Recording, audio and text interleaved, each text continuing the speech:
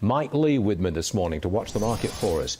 Inflation hotter than expected, 8.3%. Does that change your stock market outlook for the rest of the year?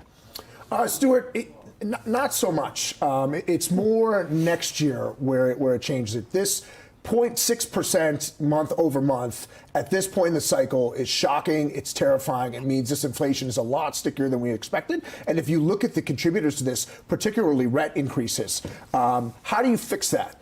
At the beginning, it was used cars and hotels. Okay, that seems to have subsided, but how do you come up with more rental units? How do you stop this tide of rents increasing? And it's the people at the bottom that are getting squeezed with higher gas prices, higher food prices, and rent. So I think we're entering a recession unseen like any other, where the bottom half are going to get devastated, and those in the upper quarter to upper 10% will spend less, not do as well, but pretty much weather the storm. So this gap between the rich and the poor is going to get wider and wider. There's no question in mind that a recession is coming?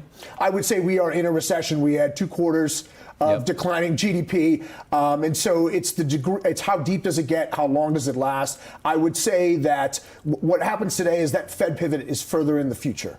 So those, a month or so ago, we were expecting it at some point in the first or second quarter of 2023. I don't think that happens till 2024. I'd say the good news for stock investors is most large institutional investors were priced in just this. They were expecting this. They're already bearish. So I do not see the bottom falling out of the market. I'm going to go back to the same old question. I think I've asked you before. At a moment like this, what is wrong with me going out and buying a 2-year Treasury which yields me 3.73%. If I hold it to maturity, there's no risk. I'd get all of my money back and 3.7%. What's wrong with that? There's absolutely nothing wrong with that. Although, in a month or two from now, you may be able to buy it at 4%. And that's that. So you could be reinvesting those interest payments at higher coupons. So as a cash alternative versus, because most checking and savings is paying 0, it's a good idea to be out there buying those short-term treasuries. Maybe add some dividend stocks too. But you see, I wouldn't be maximizing my income. I would be minimizing my potential loss. That's what I'll be doing. Yeah, absolutely. That's a very defensive position in a market like this.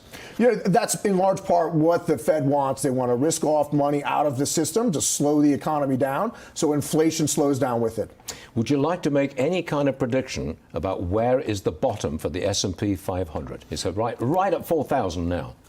So I'll be interested to see if we take out roughly 3,900, which is where we were a few weeks ago before we bounced off that. I do not think we go back down to the levels we were in mid-June. Once you rally 17% off your low, you typically don't go back and retest that, and you never look back. So I think we're going to be in this choppy trading range for longer than previously expected, but I do not see the bottom falling out, nor do I see the market taking off. It's tough for you guys as investment advisors, isn't it?